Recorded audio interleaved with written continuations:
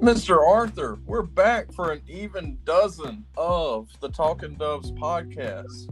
This is Ryan. I am kind of not sleepy, and this is Mr. Arthur. How are you, Mr. Arthur? I'm here. You are here. Well, it sounds like you're popular. Your phone seems to be ringing off the hook today. My phone? Yeah. My phone always rings off the hook. I am popular. Well, good. Good to hear it. I'm not. So here we go. We are looking at our rundown tonight. And the first thing I wanted to do, Mr. Arthur, I really like giving this feedback at the beginning. Are you okay if we start with a little feedback from last week? Let's do it. All right. So feedback from last week. I'm looking at all the responses. I like that several of our kids, somewhere in there, they thought that we really pushed the point of they need to be themselves. Mm-hmm. I don't know if they were just assuming that we said that, or if we did say it. It's kind of hard to tell with these. I don't know if we said it last week. We've definitely mentioned that in quotes a couple times. I think that's really something that we strive to really show them every week. Yeah. Do you have anything in particular you want to talk about? Well, I had a couple of different questions that I asked my students this week, and one of them was, why do you enjoy this class or FFA? And I had two really excellent responses that I wanted to share. And one of them was, the atmosphere in the shop is like no other. There's no place that I would rather be. And I shared that quote with you earlier this week, and I think that is the reason that we do what we do. Everybody finds a niche at some point in high school, and we hope that this is the niche for a lot of our students. And just to know that students are so excited to be in the ag shop, to be in the ag classroom all the time, really makes us feel like we're doing the best job that we can do. I agree with that. And, I liked, that's not quite what we're talking about here, Mr. Arthur. That's in this week. My goodness. You're skipping ahead, Mr. Arthur. Correct. Well, it's fine. It's fine. We're, ladies and gentlemen, we're having computer difficulties, and we're sharing basically one computer between the two of us. So that's no big deal. I did want to, before we move on, Mr. Arthur, to the next segment, I wanted to tell you or remind you, because this was my favorite quote from the week, and several of mine said it, or not from the week, but from the last episode. They said, Mr. Arthur, or actually I said this, Mr. Arthur, they would have to live like Patrick Starr. Do you remember me saying that? Yeah, I remember. That was good times. But I think, really, as we go into the next segment, the part, somebody said, spreading the good word of agriculture to children. And that was their favorite part. And I think that's what we're trying to do every day. Mm-hmm. Spreading the good word. Mr. Arthur, do you have anything from last week's episode? I don't think so. All right. Well, we are going to go into the first real segment.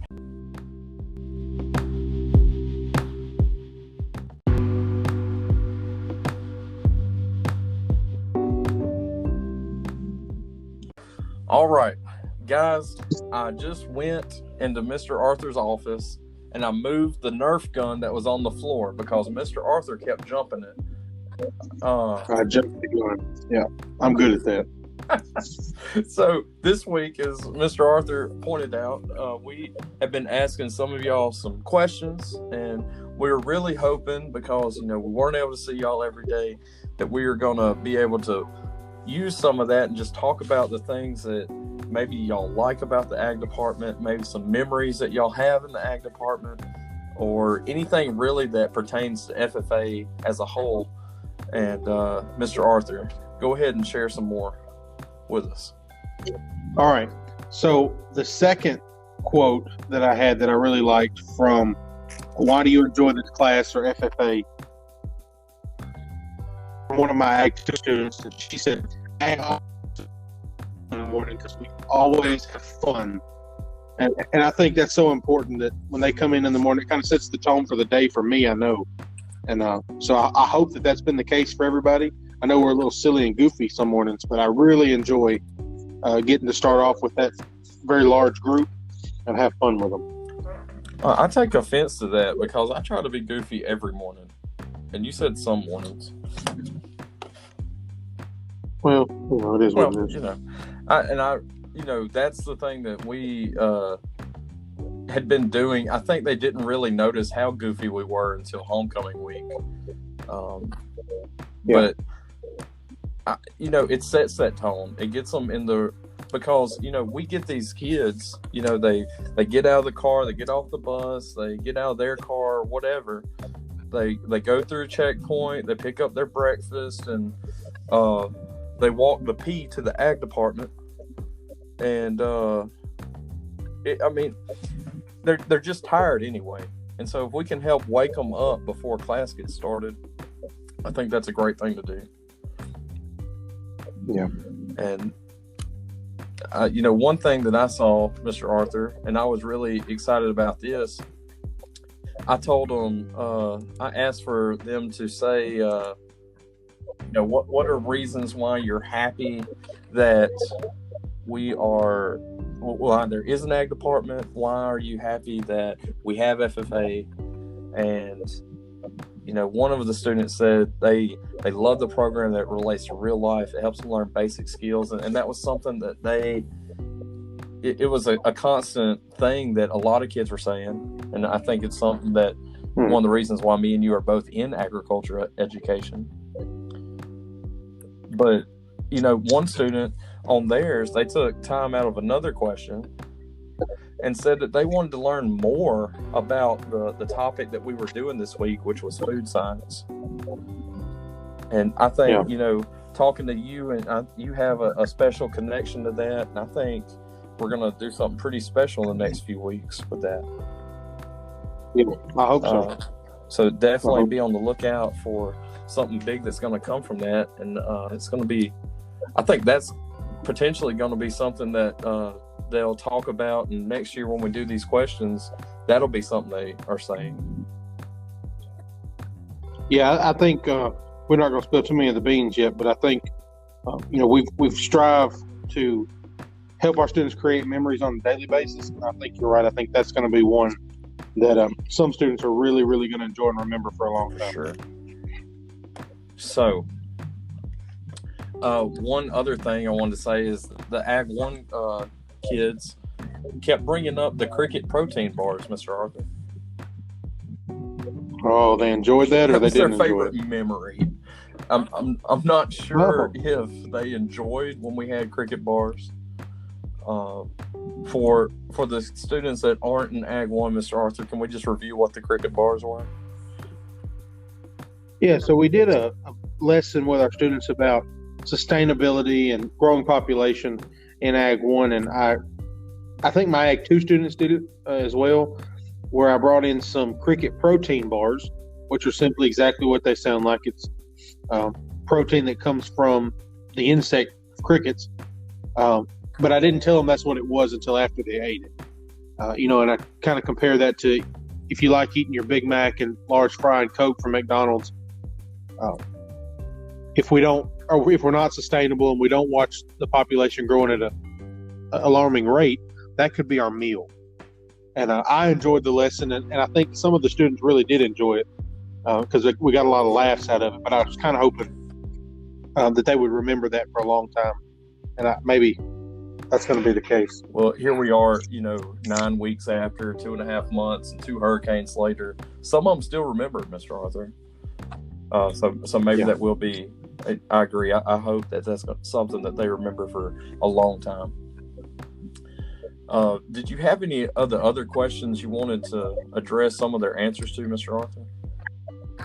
Yeah, I had one more, and I had 2 quotes from that as well.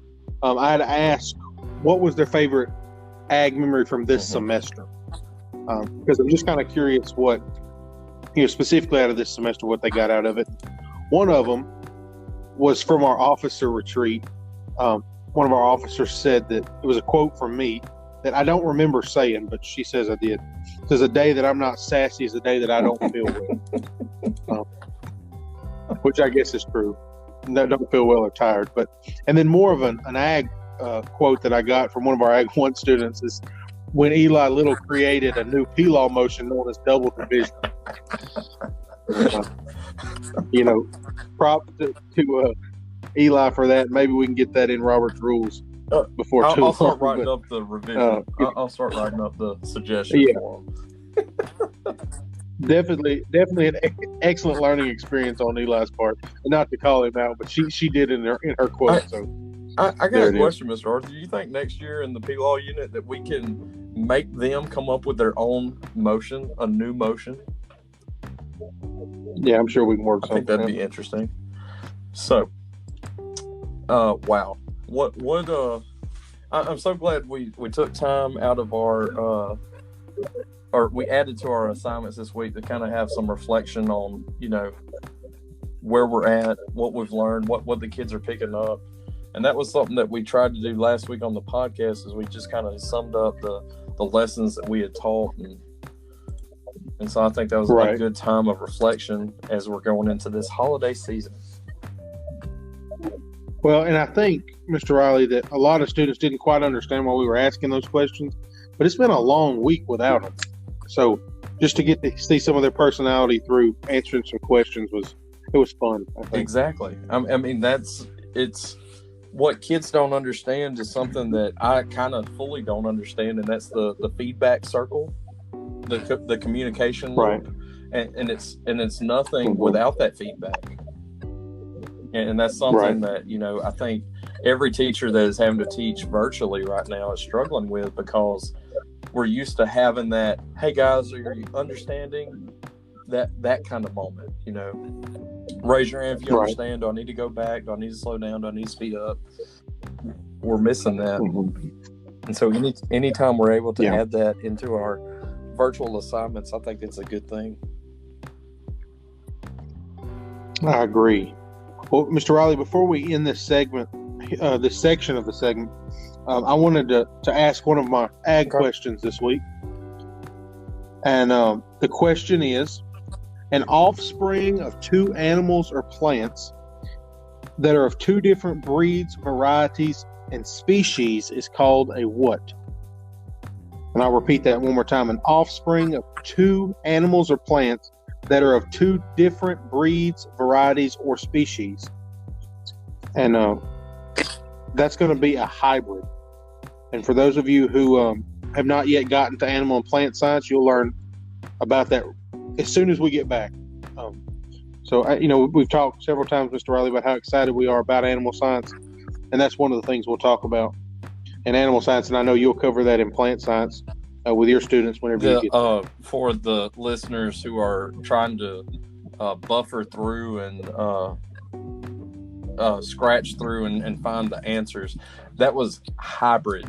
Mr. Arthur kind of cut out for a second when he gave the answer, which is kind of a bummer, because you gave the definition or the question so eloquently, and then the anchor once again is trying to fool us, Mr. Arthur. I appreciate your opinion. No, it's fine. I think it records on my end, so I kind of get the master copy on my end. And your reception is kind of poor tonight. I don't know what's happening. We'll try to fix that when we go into the next segment. Mr. Arthur, that was what we've had the kids doing this week. In addition to their studies, they were answering some of those questions, and we're just having stuff to build on and just see where their head's at. But what were we doing this week, Mr. Arthur? We were busy this week. This week has been usually when we don't have students, we're doing a lot of virtual online stuff for them. This week, that wasn't exactly all that we did. We're very busy preparing our area officer candidates for their upcoming nominating committee session on Saturday. So we have Lauren Poole, Annie Hurd, and Peyton Little, who will be up here most of the weekend preparing for hopefully a shot at being an area officer. And we've got 3 very good candidates who are going to represent Winfield Senior High School in a very good light. Mr. Arthur, I'm going to be a little arrogant for just a brief second because this is family talking. I don't see how. I should bite my tongue on part of what I'm about to say, but we have 3 excellent candidates. We do. It's kind of hard when you're that close to something that is so special. It's hard to really get perspective on how good the candidates that we have are. But I think they're special, and all of them have an opportunity to be some of the best in the area for sure. Yeah, I agree with you. You know, that's from limited talk. I mean, we've been Zoom calling all week. You know, making sure they're comfortable, that they're ready, and we probably need to schedule a check-in with them tomorrow. I wasn't even thinking about that. Just to, you know, kind of make sure we have everybody on the same page. But I'm very anxious to see what happens with nominating committee. I agree with you. I think we talk about the raw talent that we had with these students, and I think they're incredible leaders in our organization, and I know that they're going to be incredible leaders on the area level. And, you know, they'll all 3 be forced to listen to this podcast at some point. I think it's important the way we are trying to build a program and, you know, continue to build this program that's already built. I think it's important that they had such a role in our POA. They had such a role in planning for this year, because all 3 of them in their essays to some extent talked about the responsibilities that they were handed this summer. And I thought that was special because they weren't trying to make up something about, you know, what is servant leadership. That they know what servant leadership is. And I think that's special. Well, Mr. Riley, what else did we do? Mr. Arthur, I'm looking at it, and again, I lost my notebook. We're in a saga of me losing notebooks, and I bought this set of notebooks that had pictures of national parks on the cover of them, because you know I love my national parks. And that's right. I'm still struggling to find it. I was gonna journal this week. Hopefully, I can attempt that for next week. But you know, before we sat down, I was like, Mr. Arthur, what did we do this week? And you told me something. I was like, Mr. Arthur, I need to know what we did on Monday. You go, that was Monday. I'm like, no, that was Tuesday. And you're like, then I don't know what we did Monday. Mr. Arthur, on Monday, we were wrapping up fundraising things. We were making deposits, making sure orders were correct, and all that kind of stuff. And that was a task. That was a. It definitely was a task. In addition to that, I've reorganized my office, and it's not fully to where we want it, but it's getting there. It's getting there. And that was pretty much Monday, Mr. Arthur. But Tuesday, we had a full day with area officer candidates, and me and you are potentially about to make, well, I guess as of today, we are making a big purchase. We're buying a new trailer for the ag department, which is kind of funny because we had Ag 1 debating trailers in P-Law for 2 weeks. And here we are making, as we like to say, money moves. And we have a trailer now that we can move plants, engines, tables, the stage for the homecoming celebration, electricity boards. We could, I think, have I think it could be a cabin when we go to camp next year. Like it's a large space. Definitely could. So you know, we've been dealing with that a couple of days. I had an experience yesterday, Mr. Arthur, before you were back in town. Some of our bright young scholars went around town, and they brought us some boxes for our turkey delivery day, and very much appreciated. It was one of those things that you had told one of them. You had told Jacob, like, hey man, if you think about it, get me some boxes. Get us some boxes. We need some. Mm-hmm. And he took that to heart, Mr. Arthur. And so he's really, that really helped with Jacob and Connor and Malachi, and that really helped, and helping run the departments more smoothly. But that really, Mr. Arthur, today me and you were able to spend some time in the woods, gathering some things for our forestry class. We have started those tree ID videos, trying to make a full set of all that for our forestry course, and thankfully we were able to spend some time in the woods, which was much needed on my part. With our, I agree with that truncated forestry season that has been shoved and pushed and prodded and poked and all. I really missed my time in the woods, and so I was able to get a little bit of that today, and that was much needed, I think. Yeah, I agree. Great trip today. And Mr. Arthur, I'm looking at it. I think that's it. I think we need to move on before these kids fall asleep, or before you fall asleep. It could happen. It could happen. So I think that is all for Where Is This? The week that was. We are about to go into the next segment.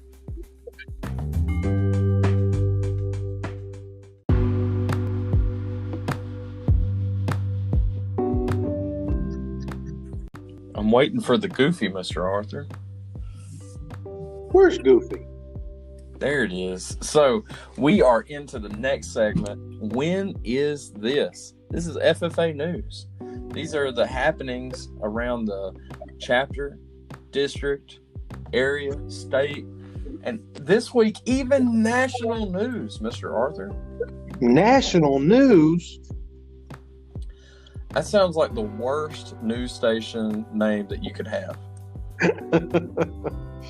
This week on national news. So, Mr. Arthur, I'm looking at. Do you want to start with local, or do you want to start with national? Let's build up. I say we start with local. That sounds like a plan. So, I'm gonna start, Mr. Arthur. I'll let you hit the major things for the local, and then I'll hit the national. Does that sound like a plan? All right. I'm gonna try to remember what happened locally. So let's give it a shot. Well, I'm talking about for the chapter for you. So this week we are finally at Area Officer Nominating Committee. We are finally going to put, and we talked about that earlier, but that is something that was supposed to be at the end of May, beginning of June, got pushed to July, got pushed to August, it got pushed to the week of the first hurricane, and then it was put on hiatus until the first available thing. And so we're finally there. I'm so excited. These kids have been up and down, getting ready and then having to wait, getting ready and having to wait. And I'm so excited that they'll finally be able to show what they know. Yeah. Mr. Arthur, I was thinking now you could talk about the fundraiser stuff. Okay. So first off, I want to say thank you to everyone who went out and sold items for our Thanksgiving fundraiser. We did very well, but we're still not to our goal yet. So we need to really sell for our Christmas sale. That money will be due on December the 1st, and those orders will come in on December the 18th. Is that right, Mr. Riley? The 18th? You said December 18th? Yeah, I think it's December 18th. It's when they'll be here? Yeah. It's that Wednesday. Is it 16th or the 8th? It's the 16th. December 16th. Turkeys are Thanksgiving is in on the 18th of November. And then we mentioned that Thanksgiving sale. Those turkeys will be in this next Wednesday on the 18th. We will send out a time for you guys to come up and pick up your orders, and then you can distribute those accordingly. But be watching your email. Be watching for some stuff be posted on Google Classroom so you know what time to come get your turkeys. It's very, very important that you guys come up at that time to get them so we can keep everyone spread out, and also to get those moved because we don't have the freezer space to store nearly 1,000 items that we ordered. So again, thank you. Keep selling for Christmas. That money's going to be due December 1st, and be waiting on a time to come pick up your Thanksgiving order. And when we send out those times, Mr. Arthur, it is very, very important that they reply to us so they know that, so we know that they have gotten that information. Yeah. Because if we do not get that, we will have to be calling phone numbers. Yes.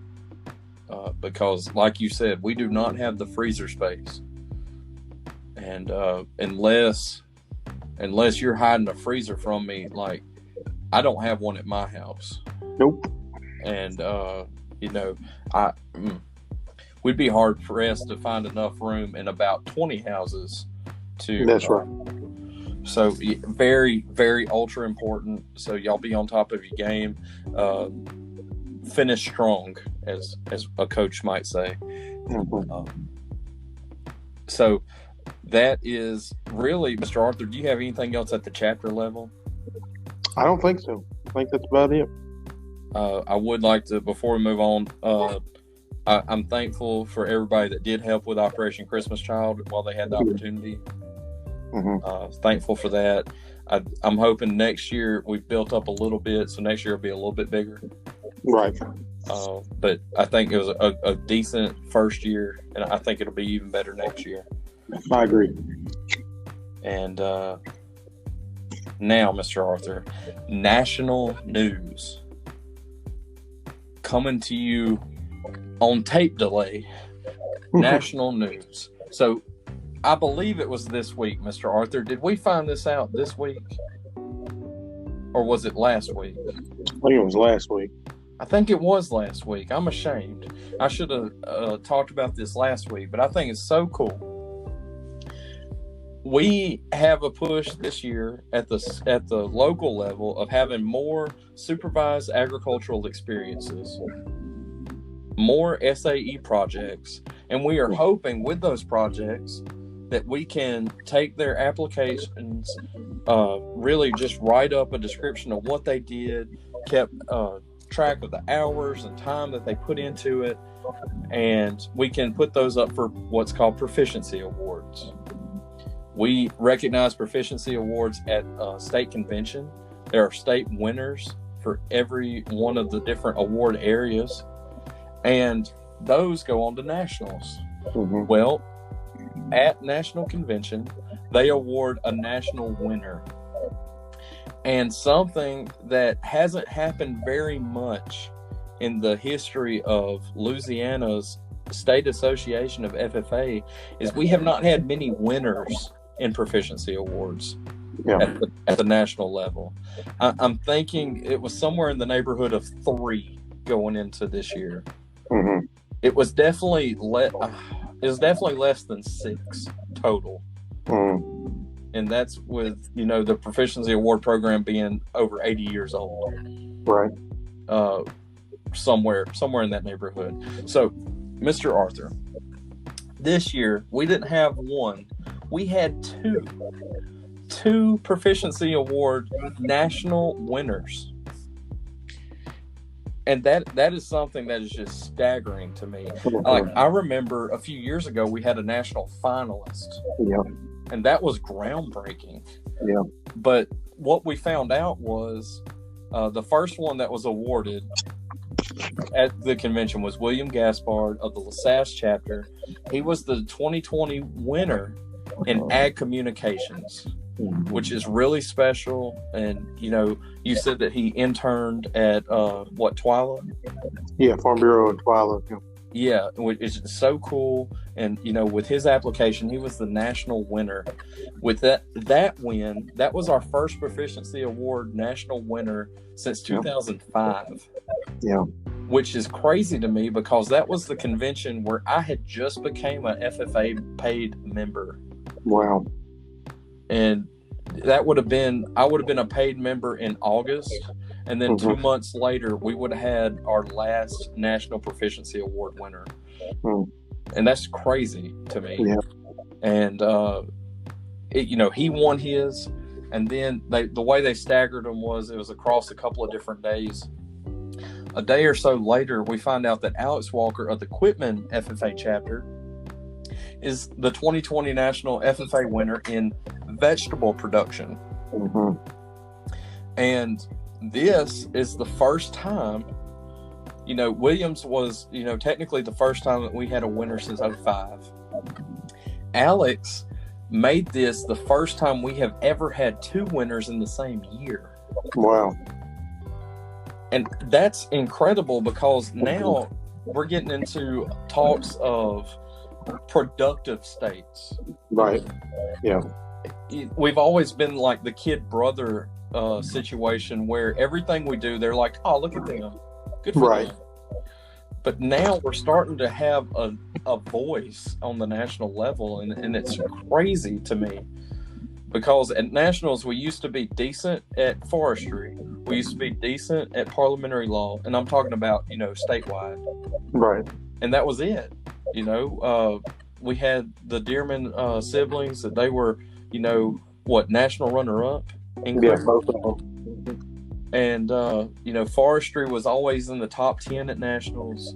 Parliamentary law is typically in the top 8. It's not always in the top 8. But those are things that we are consistently pretty good at. But now we are becoming more of a force because a couple of years ago we had a national officer. When we had that was the first time in 30 years that we had a national officer. And now we're having national winners in proficiencies. About 5 years ago was the first time we had a national winner in a team CDE. And now that has happened a few times. Yes. And it's something that, for historians like you and myself, we're in a special era of Louisiana FFA. And I'm hoping that especially with the freshmen that we have in, the sophomores that we have in, and even the juniors and seniors, they're not going to have as much time because in the age of COVID, they've missed this national convention. Right. Who knows what happens next October, but hopefully by 22, we have an actual convention that we can go to and spend time at and that kind of thing. But we're in a golden era of Louisiana FFA as a whole. Right. And I'm hoping that we can show kids that, and then later they can reflect on that. And I know some of them don't care. But, Mr. Arthur, I'm willing to bet that at least one student in the ag department right now is going to be an agriculture teacher like you and myself.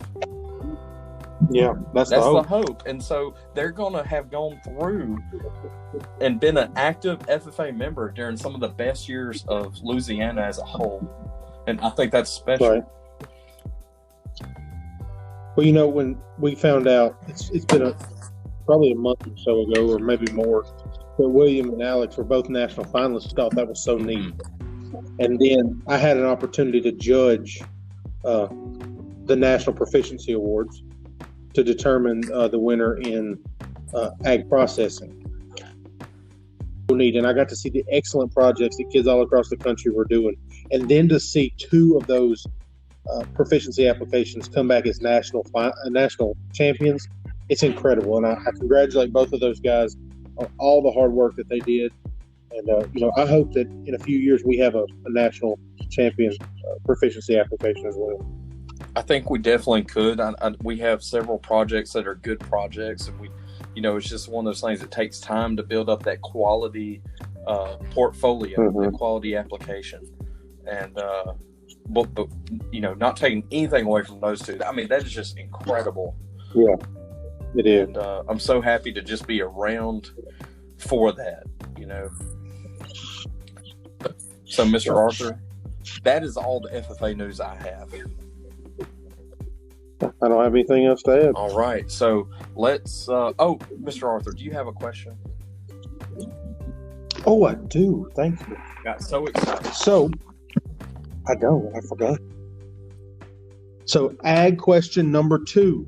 So, for those of you that email me tomorrow and say, I couldn't find your question, I'm telling you, it's ag question number 2. There will be 3. What is the meat from a sheep called? What is the meat from a sheep How called? old's that sheep, Mr. Arthur? This sheep would be over 1 year old. Just had to clarify. Okay. Yeah, thank you for that. And the answer is mutton. M-U-T-T-O-N. Mutton. All right. I hope everybody was able to get that. I hope as they are scrubbing through the podcast, they're able to find these questions, Mr. Arthur. Well, we're labeling them the best we can. So, I think, Mr. Arthur, that wraps us up for When Is This? Let's go on to the next segment. All right. Let's do it.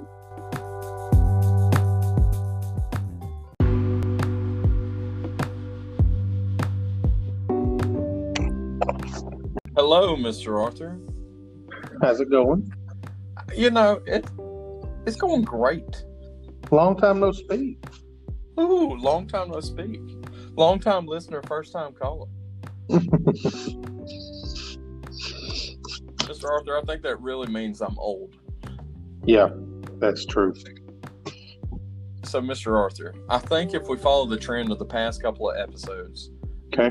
I believe I go first on the quote. Is that Okay. correct? I think so. All right. So, Mr. Arthur, I'm actually going to use a quote that was sent in by one of my students this week. All right. All right. So, I asked, we ask different things every day. Right. I believe, was it today I asked if there's one thing you wanted me to know? It wasn't today, it was Tuesday, but yeah. Okay. It's been the most recent, I think it was today. Okay. So, I asked the students, I said, if there's one thing you want me to know, let me know. And I had, some say, I wanted you to know that I have siblings, or I have 2 siblings, or I've been going to Winfield my whole life, or I just moved here, or, all kinds of stuff like that. Well, Naterica Starks took this opportunity to share with me a quote. Mm-hmm. And I'm going to share that as my quote today because I loved it so much. From Colin Powell, one of a great leader of the late 20th, early 21st century, in my opinion. Mm-hmm. He said, "A dream does not become reality through magic. It takes sweat, determination, and hard work." And it's hard for me not to think about 2 things, Mr. Arthur. One is the thing that we talk about almost every week with quotes is, me and you and the work we're trying to put in. Right. We're not under the assumption that it's just going to happen. Right. One of those things that me and you were raised not to believe in luck. Mm-hmm. Eddie and I think Ricky would both preach to us that hard work is what makes things happen. That's right. And, that this quote really sums that up. But then I think about a couple of the things that me and you have told our area officer candidates this week. And it's the same things that we've told the officer team as a whole. And I really have tried to preach this to Ag 1. Have your passion in life. Work hard. Things don't just happen. Mm-hmm. And I'm one of the most whimsical people I know, Mr. Arthur. I'm definitely one that always has my head stuck in the clouds. Would you agree? Yeah. Is that just putting it nicely? Yeah, that's fair. But I don't think that things just happen. I know things don't just happen. I love dreaming. I love thinking about what could happen, but Right. it doesn't just happen because I wanted it to happen. You know, it's not magic. It's Nope. not magical. It's something that takes sweat, determination, and hard work, just like Mr. Powell said. And I think that's something that the quicker you realize that, and the quicker you realize that you don't have to stop dreaming. You just have to work towards that dream. That's right.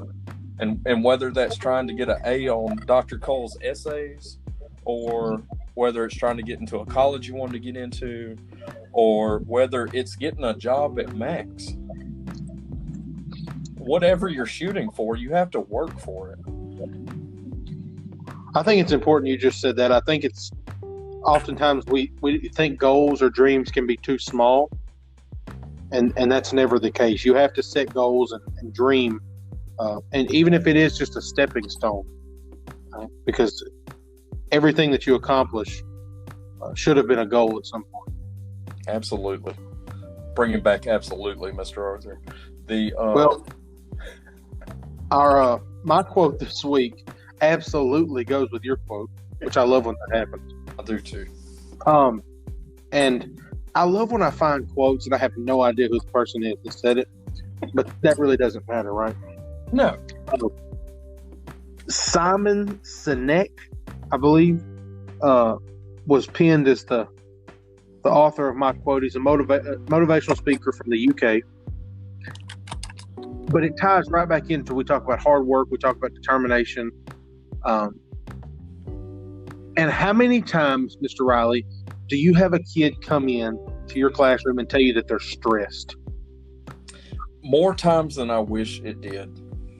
And we're dealing with high school students, right? And so they really should not be feeling a level of stress, per se, that they're putting themselves through or that they really are going through.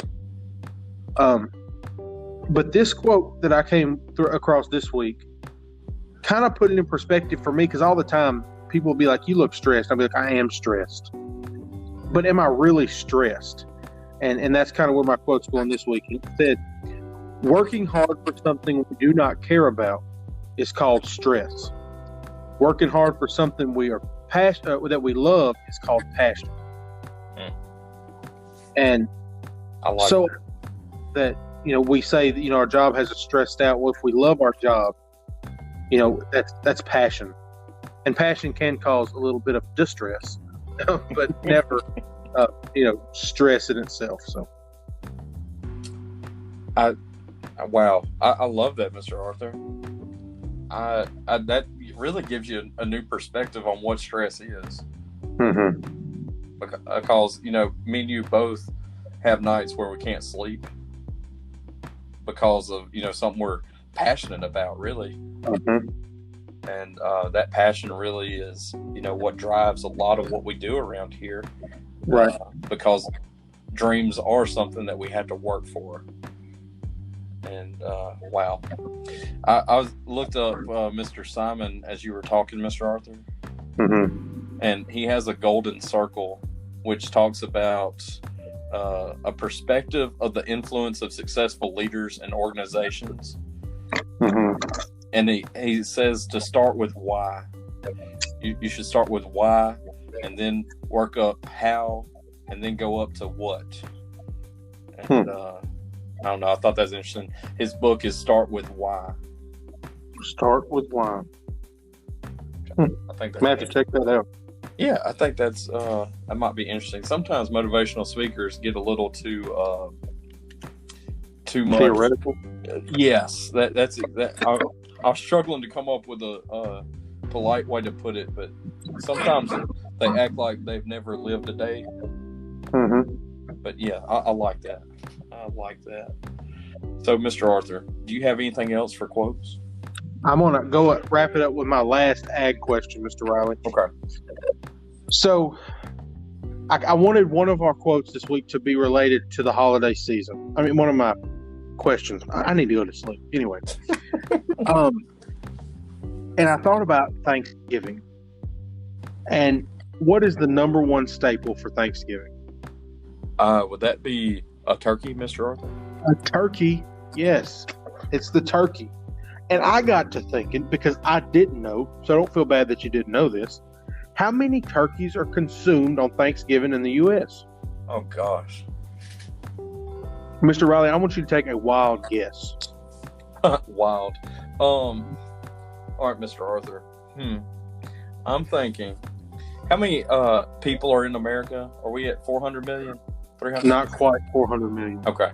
So if the average household has 4 people, there's 100 million households. I'm going to say 20 million turkeys. Okay. Not bad. It was actually 44 million. Oh, my goodness. And then I dug a little deeper, because you think about the poultry industry, and for those of you that hadn't got to that animal science unit yet, you're going to get to this. You think about turkeys only being used during the holiday season, right? I mean, obviously you can buy that sliced turkey and things like that in the deli, but for the most part, the major production of turkeys comes at holiday season. Well, just over half, just under half, of the turkeys are consumed at Thanksgiving. 22 million are consumed at Christmas, and 19 million are consumed at Easter, coming out to a grand total of 85 million turkeys per year at holidays in the U.S. So, for those of you who endured all that I just said, the answer to Mr. Arthur's question was 44 million. I wanted to know how many turkeys are consumed for Thanksgiving in the U.S. 44 million. But just if you care at all, and I think it's kind of neat, about 85 million turkeys are consumed every year in the United States for holidays. Interesting, Mr. Arthur. Interesting. I like it. I'm about to end this segment, Mr. Arthur. Okay. But real quick, I think a lot of people really enjoyed the clearance section of Walmart segment that we had. Okay. Mm-hmm. And me and Bethany used some of our ample free time that we have to go to Ruston the other day, Mr. Arthur. Mm-hmm. And when in Ruston, you got to go to Walmart. It's a fantastic Walmart. I love that Walmart. Probably because I went to Tech, it has special meaning to me. But here's the thing, Mr. Arthur. Just in case you need it, they have a mini lamp shade for $4.76. A mini lampshade. Like, if you have a mini lamp, they have this perfect gray lampshade, very simple and classy, for $4.76. Mr. Raleigh, you want to know something? What? I have a mini lamp in my office that needs a shade. You're lying.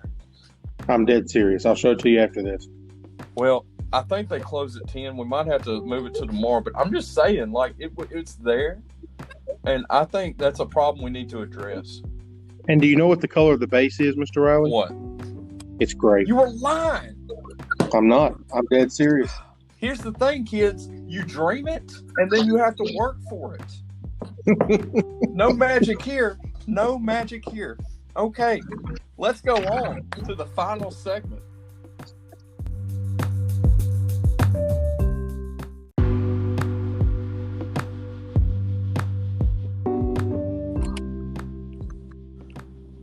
Here we come again. Mr. Arthur, here's the most, we were talking about words every week, and, maybe not etymology, but we're talking about definitional words. Mm-hmm. And I just want you to know the definition of serendipity is the occurrence and development of events by chance in a happy or beneficial way.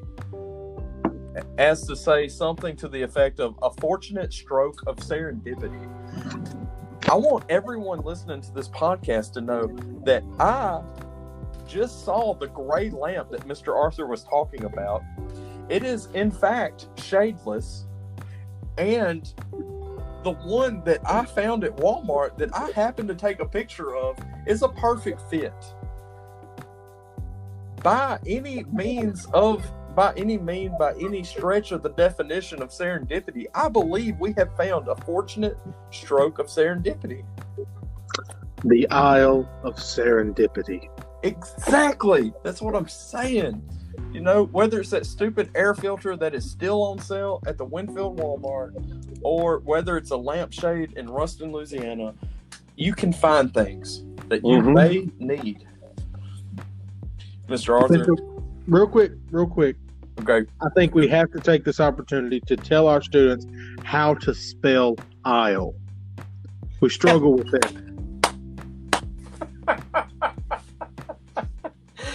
Do you want me to cover that? I want you to cover it because I'm not an English student, but I do know that ISLE is like an island with water. But here's the weird thing, Mr. Arthur. ISLE is, something in the middle of that is surrounded by water. Yes. Okay. The weird thing about it is that is an isle, correct? That yes. Is like A-N isle, like an isle. Yes. That's an isle. Okay, but here's the thing: an aisle in a store is A-I-S-L-E. And that is really where you see that the English language is weird. It is. And the student that I'm talking to will know who they are. They will be very upset, and I will get a sassy email, and that's okay. That's why I'm here. Well, but here's the other thing. When I made the joke about the aisle of misfit toys or whatever I said, that was an actual island. That was an aisle in the Rudolph movie. Yeah. And so it really is a conflict of interest. Wow. So okay. I don't know, Mr. Arthur. Okay. It really depends on context, which is the same with the rest of the English language. That's right. Which is why, a lot of people struggle with it, including myself. But here we are, Mr. Arthur. We digress. You told me earlier that you were getting bored with coming up with basketball quizzes. Which I think really just shows you that you were tired of me getting questions wrong. I feel like this is an attack on me, and I'm okay with that. But Mr. Arthur, last week in my email to all my precious students at Winfield Senior High School, I said, guys, I want y'all to have more of an input in this final segment of the show. I want, I love doing bands that I love. I love showing you the music that I love. But last week we did One Direction. Graceland, kept begging for us to do, or kept begging me to quiz you on One Direction. So I opened it up to everybody. I said, hey, if you want to have a part in it, send me the name of a band that you want to be featured in the show. And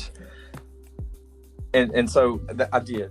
But I also gave them the choice they could opt out, and they could just say GBR forever. GRB. What does GBR mean?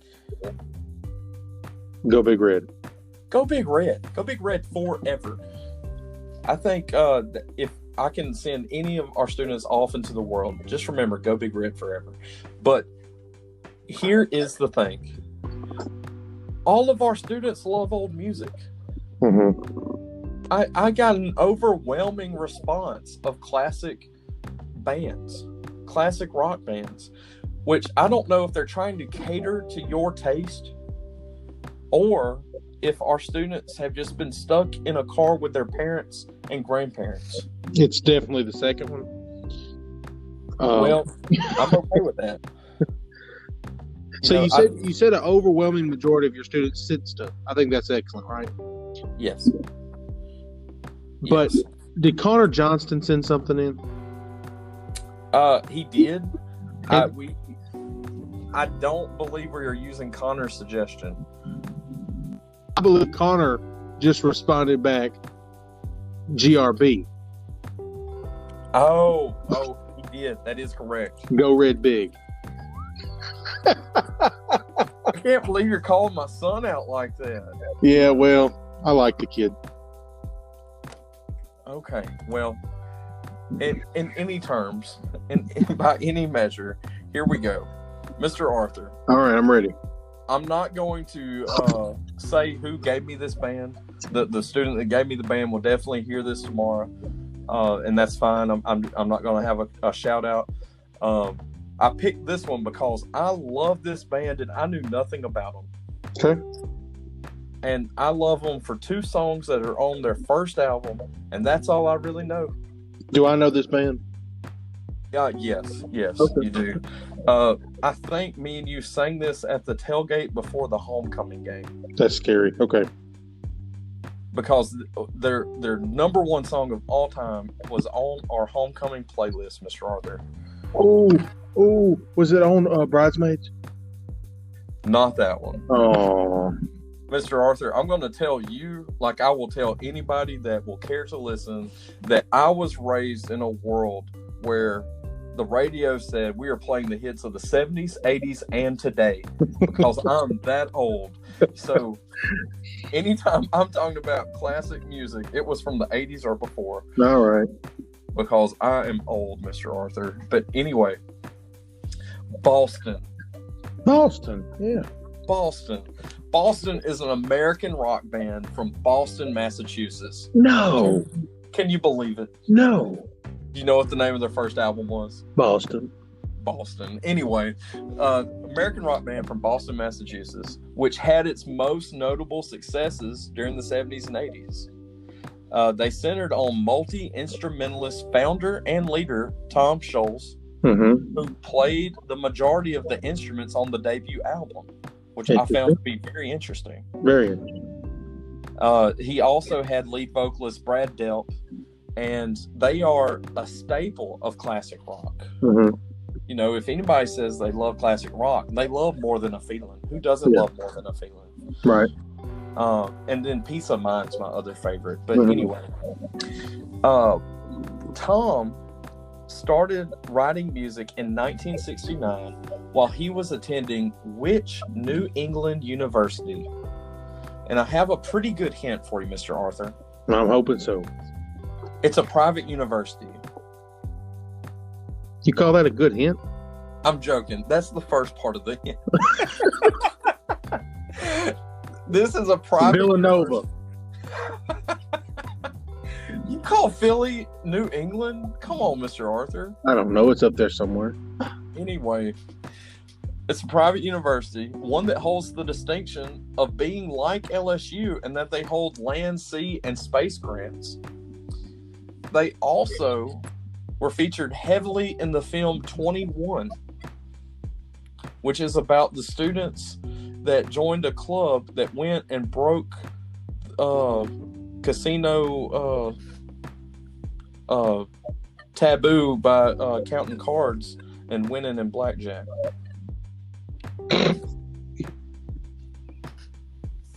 What do you think the answer is, Mr. Arthur? Okay, it's a private university. There's land, sea, and space grant. Yes. Okay, well, I had no idea that a private university could be land grant. Well, we're a bunch of giggle boxes tonight. Okay, a private university in New England. I feel like I'm not gonna know this, and it's gonna be really simple. Okay, it's in Cambridge. It's something that smart kids go here. Like Harvard? It's not Harvard, but Yeah, that's definitely not a land grant. No. But it's a place where smart kids go here. It goes by its initials. Any idea? No, I don't. I guess I've gone a blank. It's the Massachusetts Institute of Technology. Oh, MIT. Yeah. MIT. Known very much for their engineering, for their math. It's one of the smartest schools in America, really. Yeah, definitely. I had no idea that was a land grant. That's interesting. I didn't either. And, we talked about Wikipedia last week. Yeah. Definitely this came from Wikipedia. So, but I did do some research, and that is the case. But it's a private research institute, so, I mean, it kind of makes sense. Oh, yeah, definitely. So, Mr. Arthur. Okay. Back to Boston. Okay. Their debut album released on August 25th, 1976. It is one of the best-selling albums in U.S. history. Right now, it has sold over 17 million copies. Wow. Okay, this helped establish them as one of rock's top acts, and it didn't take long for it to get that way. They were nominated for the Grammy for Best New Artist, but what was really special is they were the first band in history to make their New York City debut at which major venue? Hint, this arena is in its fourth iteration, but it's been standing in its current location since the 1960s. It's been a major venue for all sports and entertainments, from rodeos to championship basketball. Its current tagline is the world's most famous arena. Madison Square Garden. MSG in the flesh. Yes, sir. Did you know that they hold rodeos in Madison Square Garden? I did, yeah. Have you ever went to one, Mr. Arthur? I've never been to Madison Square Garden. I've always wanted to go.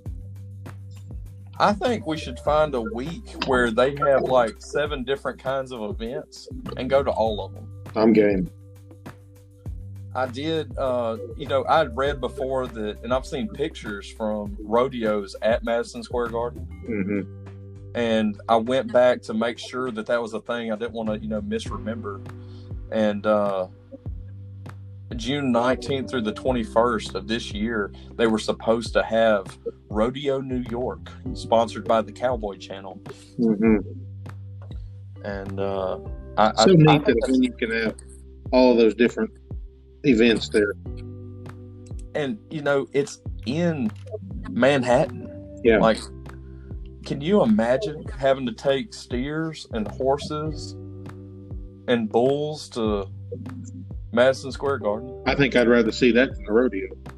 That ain't no lie. I think that'd be a good time where we could go find a hot dog cart and watch those cowboys.